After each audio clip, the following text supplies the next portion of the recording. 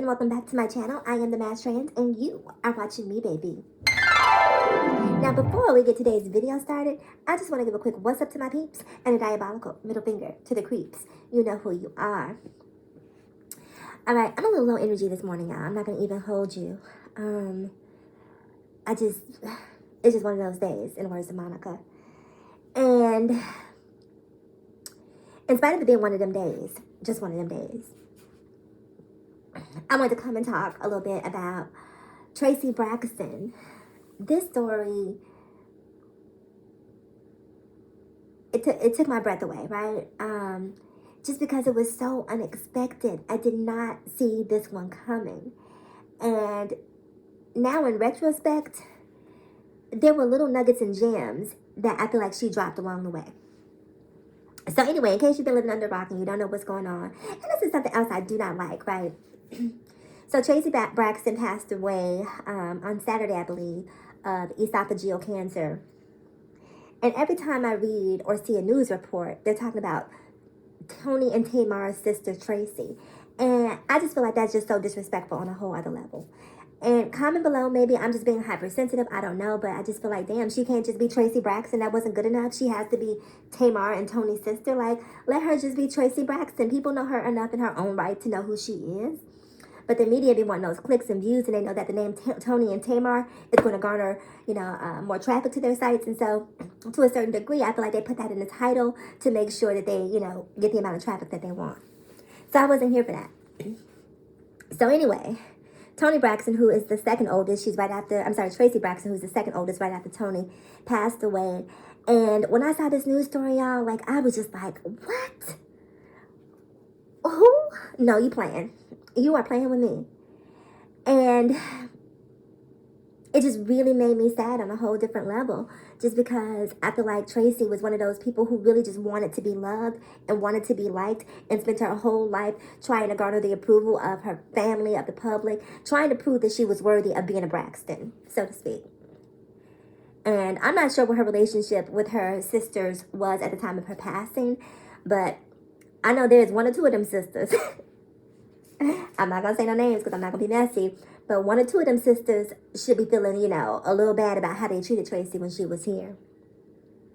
And I was thinking, case in point, if y'all watched the Braxton Family Values the way I did, I don't know if it's been about, 3 years since Trina and, what's her new husband's name? I want to say Gabe, but Gabe is the ex-husband, the previous husband. But Trina got married to Bond, that's his name. Trina and Bond wound up getting married. And so at the wedding, their father stood up to sing, I believe it was Unforgettable, to honor Trina and Bond during their nuptials. And Tracy wound up going up there to join him in singing it, right? Now, even though sis has gone on to glory, she's gone on to meet the king, we're going to be honest, the vocals were not the best. They were not the best. Excuse me. And so everyone was sitting there laughing and sort of snickering. And Tracy had this really strong reaction to the way that people were responding to her. Like she was at her wit's end. She was tired. She just, she was pissed off at the way that they were responding to her. And looking at it now, knowing what I know now and looking back on that video, I don't know if she had been diagnosed at that point. If maybe, she was having symptoms or what the case may be. But I think, the reason that she didn't sound her best was because she wasn't her best. She was sick. And B, the reason she had such a visceral response to the way that they responded to her was because she was going through a thing.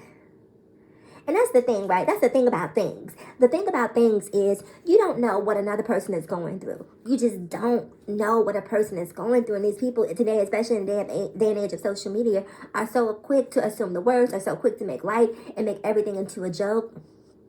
I believe his name is, what's the blogger's name? Alexander Rogers. I remember watching a video of him reviewing Tracy's album. And no, he didn't completely throw her under the bus, but he didn't say the best things about sis either. And I feel like whatever she was going through was something that she had probably been dealing with privately for quite some time and just didn't want to make it public. Even with the Braxton Family Values, you remember the last season, Tony and Tamar didn't show up to work.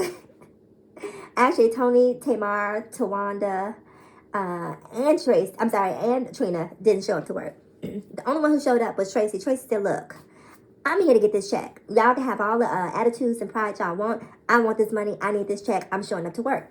Now, a lot of people who don't know the history of the Braxtons might think, well, damn, if your sisters are boycotting, why aren't you standing in allegiance with them? You know, if the whole family's not doing it, then you look like the outlier by going in to get a check. It just looks like you're not, you know, on board with your family. And I thought about that, right? Because, again, when you just look at it from a perspective of, you know, 1 + 1 = 2, then you can come to that conclusion. But when you decide to dissect it and get all up in them nooks and them crannies and, you know, look at it on a deeper level, I was like, you know what? I'm Team Tracy on this one. I'm going to tell you guys why. Many, many moons ago, for those of you who might be too young to know, there was a group called The Braxtons. And Tracy was a part of The Braxtons. And it came time for the Braxtons to sign a record deal. And Tracy, who was with child at the time, her son that she currently has, Tracy was excluded. And the girls went on to do their thing. Granted, they didn't just see this, you know, mind-blowing success, but they did go on to record an album, go touring, and do their thing. Meanwhile, Tracy was sitting at home, you know, nursing a baby. Now, look, it was Tracy's job. Tracy chose to get pregnant, so I'm not blaming them for that. But they could have waited. They could have gave sis, you know, 9 months, or tried to make accommodations for her to bring the baby on tour once the baby. They could have let her come into the studio and sing and rejoin the group once the baby was of age. They could have done something to make her feel like we're not leaving you behind. But they said, look, when opportunity knocks, you must answer. And so they did. So from a business perspective, I get why they did what they did, but I also understand why Tracy's feelings were hurt in that particular scenario. So fast forward to, like I said, what was it, 2019, 2020, whenever they were going through their whole thing with We Entertainment. And, you know, Tracy was essentially what they call a scab when you cross the picket line. Tracy went ahead and got that check. I was like, you know what? They left her behind for business. So if it's good for the goose, it's good for the gander. So I was Team Tracy when it came down. You know, she brought Phaedra on the show and a couple of her other friends. And, you know, Tracy just did her best to help keep that show and keep that brand afloat. And maybe it was because she was going through, you know, chemotherapy or whatever, you know, whatever she was doing, you know, paying for her oncologist. I don't know exactly what was going on with her, but maybe she just needed to be at work, to be a mental distraction for her to not sit home all day and think about the fact that she was battling esophageal cancer. And it was metastatic, so that means that the cancer that she had was just spreading throughout her body and metastasized, for those of you who may not be aware. And so she chose to make sure that she put herself in the best possible financial position. And for that, I completely understand, because if it's one thing we know about cancer, that girl ain't cheap. That girl named Cancer, she is not cheap. And so it's just a sad, sad day knowing that Tracy passed away. I was listening to her song Last Call and just like, okay, it was a little bit of a bop, you know. And I don't know, I just hope she's at peace. You know, not to tell y'all got you guys too much of my own personal business, but I too recently had a family member who passed away due to cancer. And if you haven't known a person who has passed away from cancer, I'm going to put some positive juju out there for you and hope that you never know what that looks like or what that experience is on a personal level, just because, you know, you're literally watching a person that you love wither away day by day. Day by day, they're becoming smaller and smaller and, you know, more sickly, and it's a hard thing to watch. And so even though the selfish part of you wants that person to still be here in their earthly being, you realize that, you know, for you to want that is really selfish, and you need to let them go. You know, appreciate the moments in time that you did share, relish in that. But cancer is a hard thing to stick around for. It's a very hard thing to stick around for. So as sad as I am to know that Tracy passed away, I'm happy to know that she's no longer in pain. And rest in peace, Tracy. Rest in peace. All right. So let's move along really quick. I'm going to change gears. I'm going to shift gears. That was ugly, right? That's me shifting gears. So I'm going to shift gears real quick and talk about Pete Davidson, Kanye West, and Kim Kardashian. Now, let me say this. I don't want to talk about this story. I really don't. And one of the reasons I don't want to talk about it is because I do not care. I really have no investment, no stake in who Kim chooses to give her box to. It's her box. It belongs to her, girl. Share, and share often. However you choose to do it. Ain't my business. But what I do want to talk about is Kanye's behavior since their breakup. And why more men are not calling him to the carpet, with the exception, I think, of like a D.L. Hughley, excuse me. He's the only one that I've seen who's actually called Kanye out on his stalker-esque behavior. Now, when it comes to their relationship, I'm of two minds, right? Because Kim campaigned for this relationship. If y'all remember, she was dating a guy from Minnesota, Chris something, the basketball player. They had got married. Sis flew on a plane all the way out to Minnesota at the behest of Chris to break up with this man, to say, look, this ain't working. I need a divorce. I'm out of here. And a large portion of why she chose to do that was because she wanted to be with Kanye. That's what she wanted. Well, sis, you got it. You got him, sis. Be careful what you wish for. So Chris Humphries, that was his name. So she flew out to Minnesota, broke up with Chris Humphries, and went on to marry Kanye. And, you know, in her mind, you know, moving on to live her best life with, you know, the man that she really wanted. So here we are. I don't know how many years later, because I don't keep up with people's business. I damn near can't remember how long I've been with my boyfriend, let alone how long Kim and Kanye have been together. But several years and several children later. And Kim is tired of Kanye hanging out with Trump, wearing MAGA hats, talking about slavery as a choice, running for president. Kim is just sick of this sort of manic state that Kanye has been in for the last couple of years.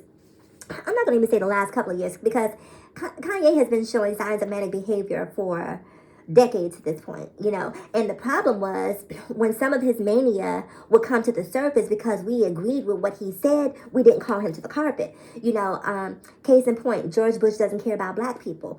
Was that outburst, in retrospect, appropriate in that moment at that time? Okay, probably was. It was. It was. But it's appropriate because I agree with what he was saying. Right? Same thing with Taylor Swift. When he had this whole episode, you know, at the MTV Awards, and he went left on Taylor Swift. You know, again, Beyonce was supposed to have that award. He was right in what he was saying, but was it the appropriate thing to do, the appropriate time? Absolutely not. Absolutely not. But because we agreed with him, we secretly was like, go Kanye, go. Go Kanye, go. But again, my point being is that this mania that he's in has been exhibiting itself for quite some time. But because a lot of the mania, the manifestation of it was in alignment with our beliefs and our values, we pretended like, oh, what mania? Mania where? I don't see no mania. And so, as a result of that, to some degree, we the public have been complicit in Kanye feeling like he is untouchable. So, Kim and Kanye got married, had the children, and things just started to go left. And at some point, he went his way. He went out to Wyoming. She stayed back and dealt with the kids. And that was that, right? So, here they are. You know, they agreed to divorce. And Kim gets a call from SNL.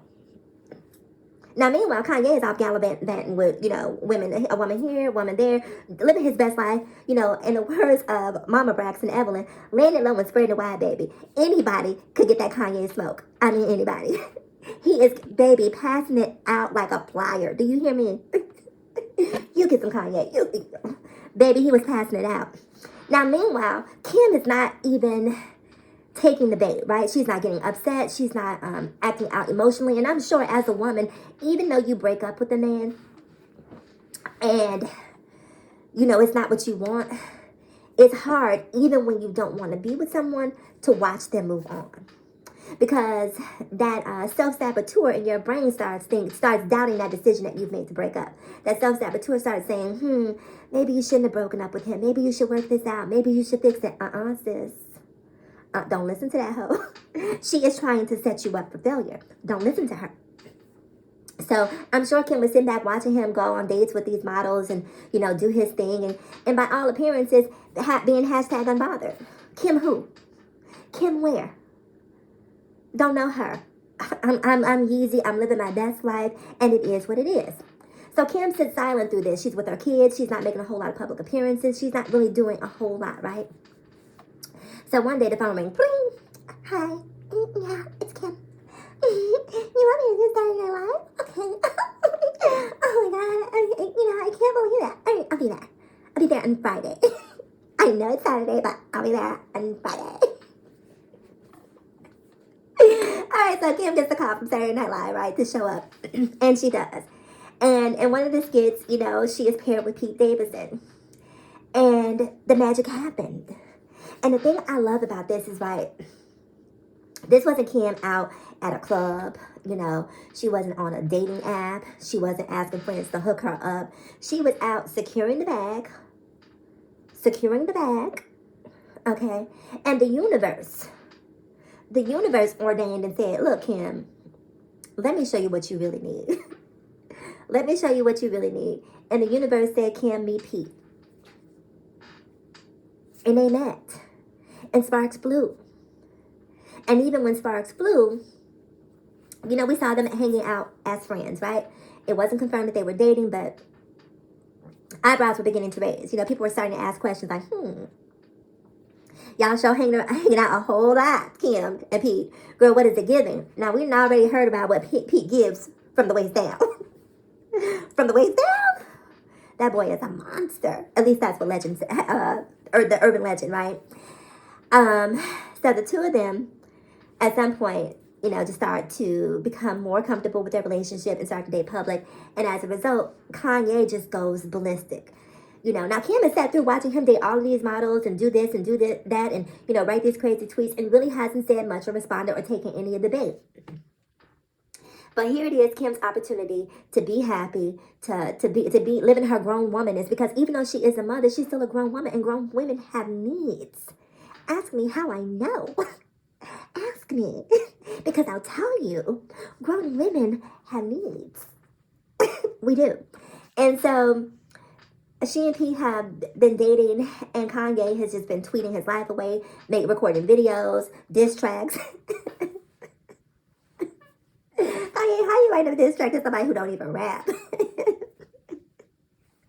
So he has just lost his mind behind Kim, right?